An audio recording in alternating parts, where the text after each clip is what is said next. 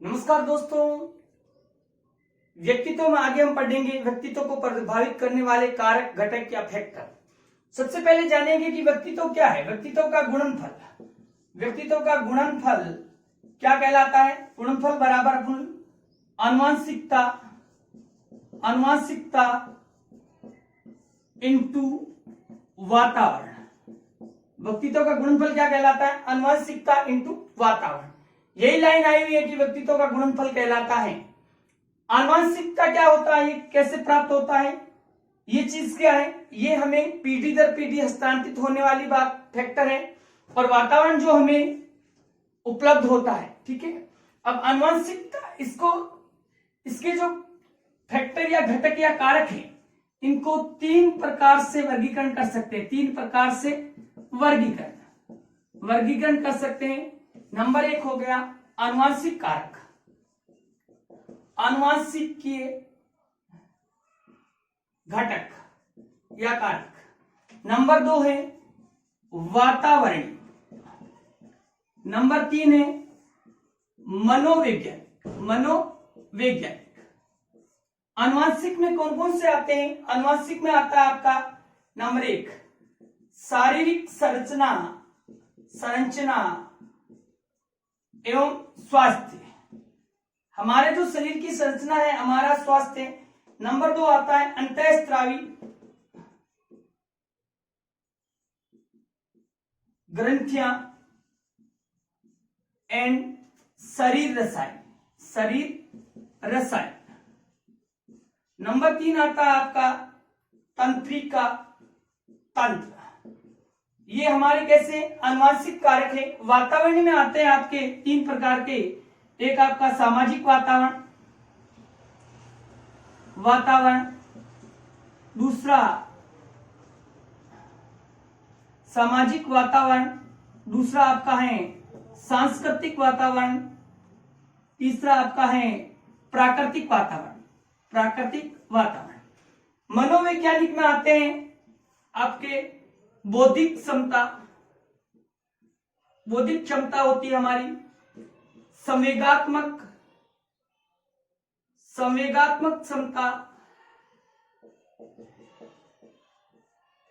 क्षमता। नेक्स्ट आपका आता है आकांक्षा स्तर में सफलता या उपलब्धि। नेक्स्ट आपका आता है जनकर, मुख्य रूप से जनकर। ये जो है ये हमारे आनुवंशिक कारक हैं, ये हमारे वातावरणीय कारक है। कौन कौन सा, बौद्धिक क्षमता, संवेगात्मक क्षमता, आकांक्षा स्तर और जनकर। वातावरणीय सामाजिक वातावरण, प्राकृतिक वातावरण और सांस्कृतिक वातावरण। अब ये जो है, अब इसमें सबसे पहले अब हम जानेंगे कि आनुवंशिकता या वंशक्रम क्या है। आनुवंशिकता या वंशक्रम, तो सबसे पहले हम जानेंगे वंशानुक्रम। इसे क्या कहते हैं, हेरेडिटी कहते हैं। वंशक्रम किससे कहते हैं, यानी माता पिता से प्राप्त शारीरिक प्लस मानसिक गुण या लक्षण क्या कहलाता है, आनुवंशिकता कहलाता है, हेरिडिटी कहलाता है। इसको परिभाषित करते हुए सोरेनसन ने क्या कहा, सोरेनसन ने कहा कि बच्चों को प्राप्त वह सभी गुण व विशेषता, बच्चों को पैतृक, सोरेनसन क्या कहता है, पैतृक या पितृक बच्चों को प्राप्त विशेष सभी गुण व लक्षणों को निर्धारित करता है, और वही गुण व लक्षण क्या कहलाता है, आनुवंशिकता कहलाता है या वंशक्रम कहलाता है। तो अपने को याद रखना, पैतृक बच्चों की प्रमुख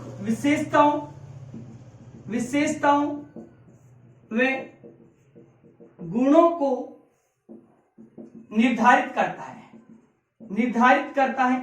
कौन करता है? पेत्रक गुणों को निर्धारित करता है।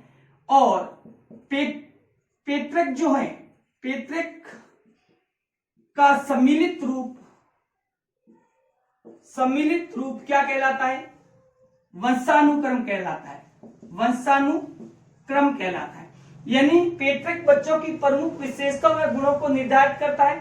पेत्रकों का सम्मिलित रूप क्या कहलाता है? वंशानुक्रम कहलाता है। वुडवर्थ क्या कहता है? वुडवर्थ इसको परिभाषित करते हुए कहता है कि वंशानुक्रम में वे सभी बातें आ जाती हैं जो व्यक्ति को जन्म से ही प्रारंभ नहीं होकर, कब से? गर्भ धारण करने से, यानी जन्म के 9 महीने पूर्व से जो भी गुण व लक्षण जो व्यक्ति में दिखाई देते हैं, वो सारे गुण व लक्षण क्या कहलाते हैं? आनुवंशिकता कहलाते हैं। किसके अकॉर्डिंग? वुडवर्थ के अकॉर्डिंग। वुडवर्थ क्या कहता है? कब से?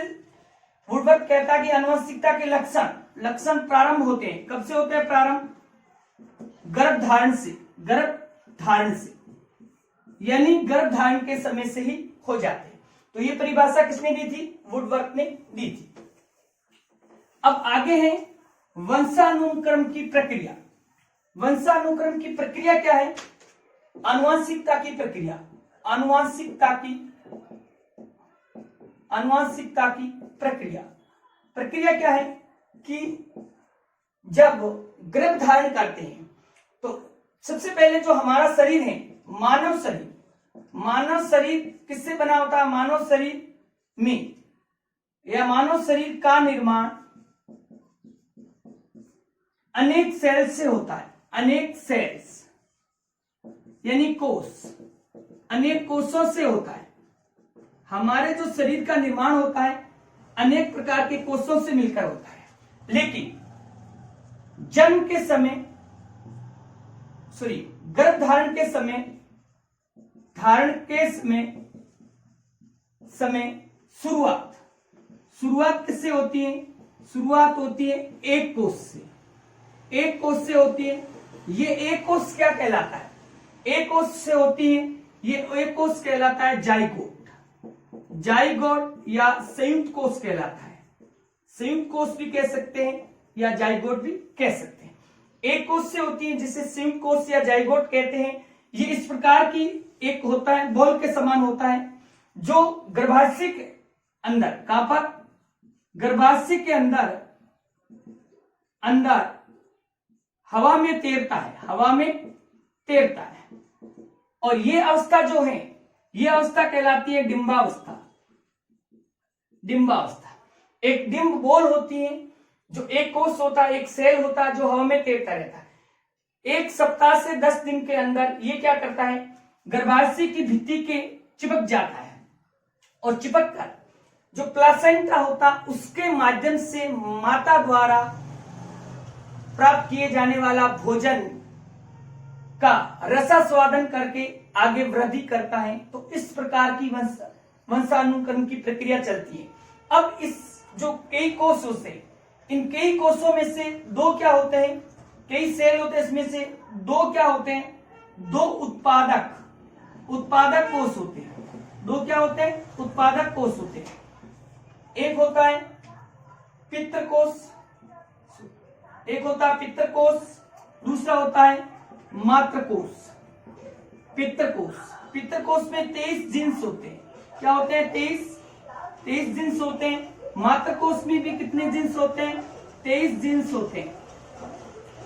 23 जीन्स या गुणसूत्र होते हैं, जिसे हम गुणसूत्र भी कहते हैं। गुणसूत्र होते हैं। अब ये कितने गुणसूत्र होते हैं? टोटल मिला के 46 होते हैं। 23 के 2 जोड़े होते हैं, टोटल कितने होते हैं? 46 गुणसूत्र होते हैं। अब जो जितने गुणसूत्र हैं, कितने गुणसूत्र होते हैं? 23 पितृकोष होते हैं, 23 क्या होते हैं? मातृकोष।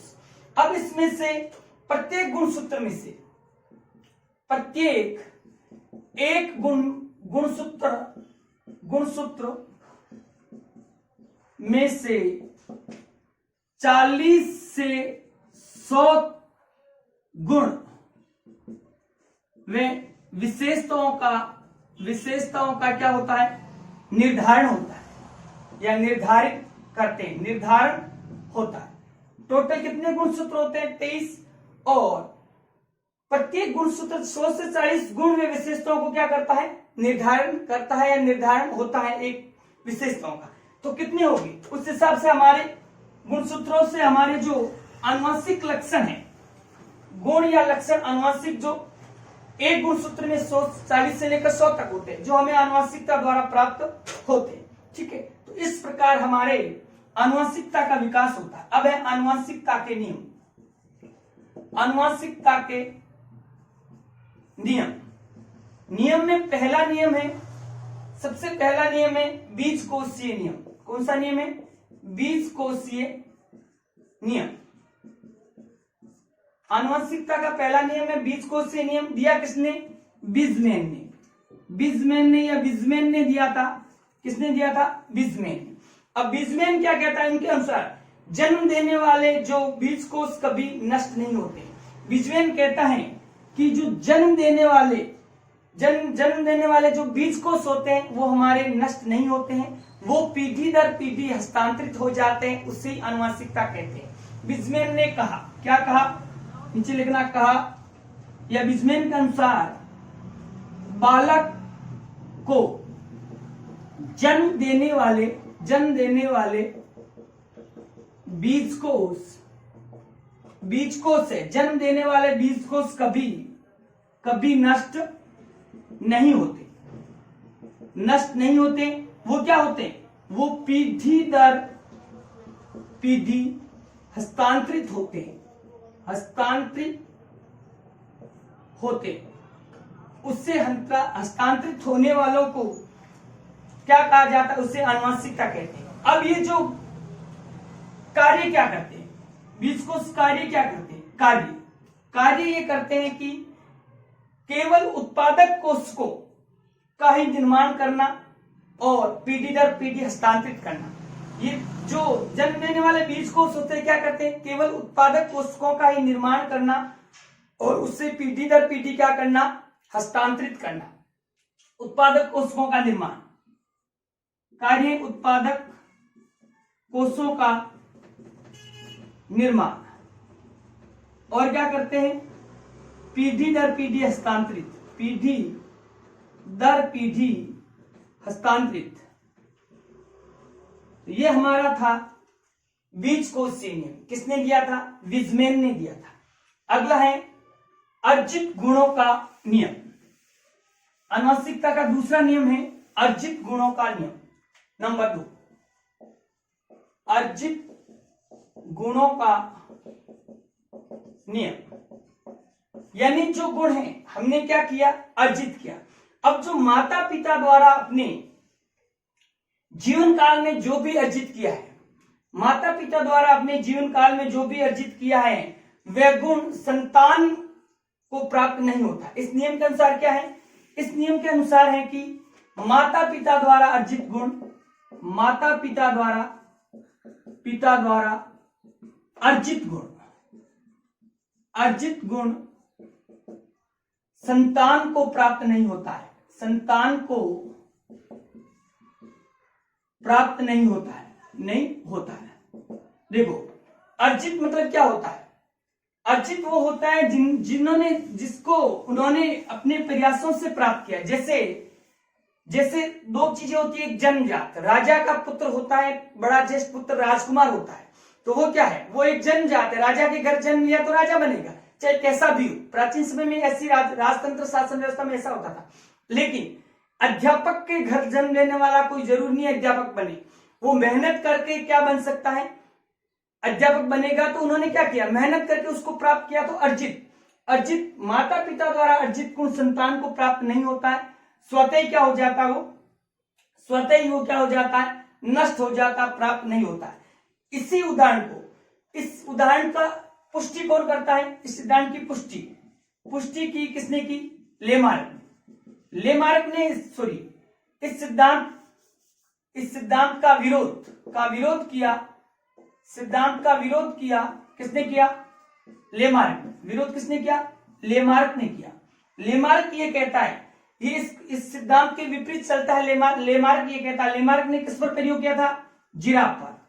जिराफ पर प्रयोग किया और इन्होंने कहा कि प्राचीन समय में जिराफ की गर्दन घोड़े के समान छोटी थी, लेकिन परिस्थितियां वातावरण में कुछ परिस्थितियां ऐसी हो गई कि उसको भोजन प्राप्त करने के लिए ऊंचा, अपने आप को, शरीर के अग्रभाग को ऊंचा करना पड़ता था, जिससे उसकी जिराफ की गर्दन क्या होती गई, लंबी होती गई।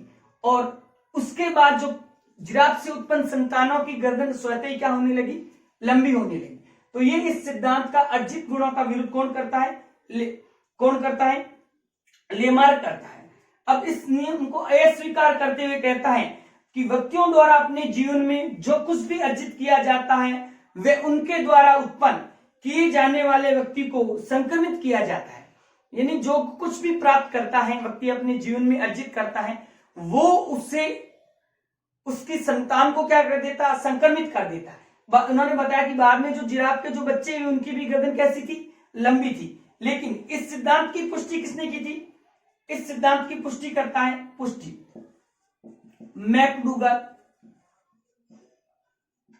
और पावलोव ने की थी।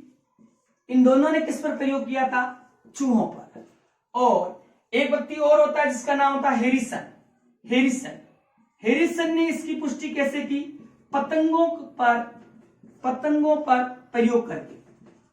क्वेश्चन ये आता है कि लेमार्क के सिद्धांत की, अर्जित गुणों के सिद्धांत की पुष्टि किस मनोवैज्ञानिकों ने चूहों पर करके की थी। तो चूहों पर कौन करता है, मैकडूगल, स्वयं पावलोव। और कीट पतंगों पर कौन करता है, हेरिसन करता है। कौन करता है, हेरिसन करता है। कौन सा सिद्धांत है, अर्जित गुणों का सिद्धांत। अगला सिद्धांत है आपका नेक्स्ट नंबर 3 सिद्धांत है समानता का सिद्धांत। कौन सा सिद्धांत है, आनुवंशिकता का, समानता का सिद्धांत। नाम से ही क्या, इस सिद्धांत के अनुसार जैसी माता पिता वैसी संतान। यानी माता पिता जैसे माता पिता वैसी संतान। यानी माता पिता के सम्मान, संतान भी माता पिता के क्या है, सम्मान है, दोनों बराबर। जैसे उन्होंने बताया कैसे, जैसे उच्च आईक्यू वाले माता पिता की जो संतान है, इनकी संतान भी कैसी होगी, उच्च आईक्यू वाली होगी। उच्च आईक्यू वाले माता पिता की संतान उच्च आईक्यू वाली होगी। और संवेगात्मक रूप से स्थिर माता पिता की संतान भी सशक्त संवेगों वाली होगी। मन बुद्धि वाले माता पिता की संतान भी कैसी होगी, मन बुद्धि वाली होगी। तो ये है, यानी इन्होंने बताया कि इस सिद्धांत के अनुसार शारीरिक संरचना, बुद्धि, संवेग, शरीर, तंत्रिका तंत्र, इन पर माता पिता का क्या पड़ता है, प्रभाव पड़ता है। यानी जैसे माता पिता होगी वैसी उनकी संतान की। अगला है विभिन्नता का नियम। नेक्स्ट नियम है विभिन्नता का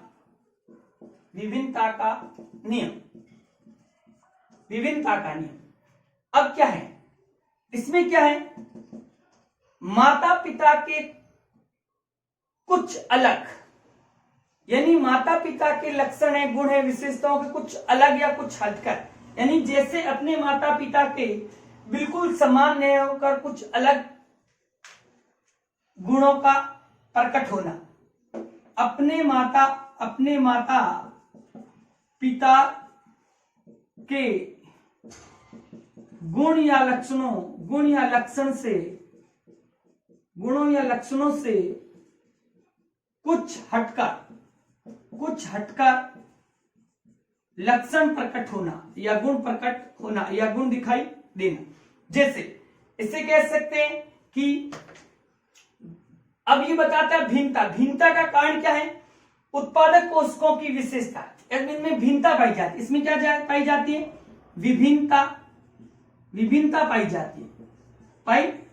अब विभिन्नता का कारण क्या है, भिन्नता का कारण बताता है। ये कारण क्या है, कारण है उत्पादक कोषों की विशेषता।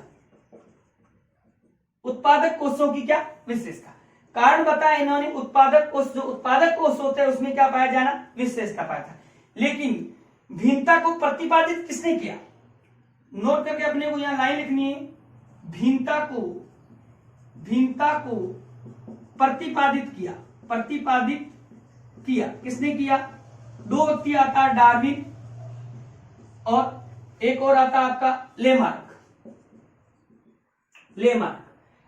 नेक्स्ट है प्रत्यागमन का नियम। इस नियम में क्या होता है, प्रत्यागमन का मतलब होता है कि जस्ट उल्टा या विपरीत, माता पिता के बिल्कुल विपरीत गुण या लक्षण पाया जाना क्या कहलाता है, प्रत्यागमन। जैसे मंद बुद्धि माता पिता की उच्च बुद्धि संतान, जैसे उच्च बुद्धि माता पिता की मंद बुद्धि संतान, गोरे माता पिता की काली संतान। तो ये प्रत्यागमन का नियम। अगला है मेंडल का नियम। ग्रेगर मेंडल होता है, जो चेकोस्लोवाकिया में एक पादरी होता है। ये क्या करता है, पादरी होता है, पूजा करता है। गिरजाघर के एक बगीचा होता है, गिरजाघर के बगीचे के अंदर मटर के पौधे बोता है और उस पर प्रयोग करता है। उस पर प्रयोग करते हुए बताता है कि वर्णसंकर प्राणी या वस्तु अपने मौलिक या सामान्य रूप की ओर आकर्षित होती है, मौलिक और सामान्य रूप की ओर आकर्षित होती है। और ये बताता है, इन्होंने प्रयोग किया, क्या किया, शुद्ध बड़े मटर के पौधे और शुद्ध छोटे मटर के पौधे लिए और उन्होंने आपस में क्या कराया, कोष वर्णसंकर कराया।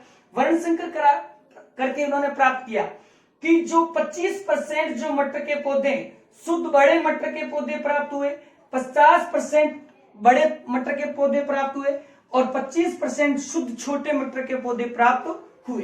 तो इस प्रकार इन्होंने, ग्रेगर मेंडल ने अपना नियम दिया, जिसे कहते हैं मेंडल का नियम। तो ये हमारे वंशानुक्रम के नियम थे। अब है वंशानुक्रम के जो